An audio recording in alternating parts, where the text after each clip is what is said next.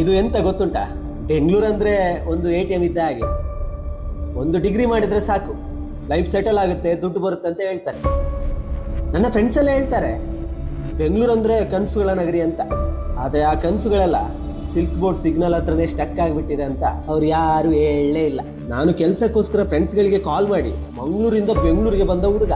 ನನ್ನ ಫ್ರೆಂಡ್ಸ್ ಊರಿಗೆ ಬಂದಾಗ ಬೆಂಗಳೂರು ಲೈಫ್ ಸೂಪರು ಅಂತ ಸುಳ್ಳು ಹೇಳ್ತಾರೆ. ಯಾಕಂದ್ರೆ ಮನೆಯಲ್ಲಿ ಸತ್ಯ ಹೇಳಿದ್ರೆ ವಾಪಸ್ ಊರಿಗೆ ಕಳಿಸಲ್ಲ ಅಲ್ವಾ, ಅದಕ್ಕೆ ಭಯ.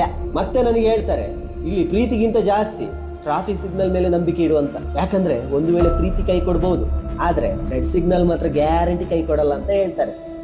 ಎಂತ ಮಾತಾಡ್ತಾರೆ ಮಾರೆ, ಅಲ್ಲಿ ಇದ್ದು ಮಾತಾಡಕ್ಕೆ ಒಂದು ಚೆನ್ನಾಗಿ ಕಲ್ತಿದ್ದಾರೆ. ಹಾ, ಇಷ್ಟು ಹೇಳಿದಲ್ವಾ, ಇದ್ರ ಮಧ್ಯೆ ನಂದೊಂದು ಕತೆ ಇದೆ. ಓಹ್, ನನ್ನ ಹೆಸರು ಹೇಳೋದು ಮರ್ತು ಬಿಟ್ಟೆ. ನನ್ನ ಹೆಸರು ರಿಕ್ಕಿ ಅಂತ. ಹಾ, ಸಿಗ್ತೇನೆ ಆಯ್ತಾ?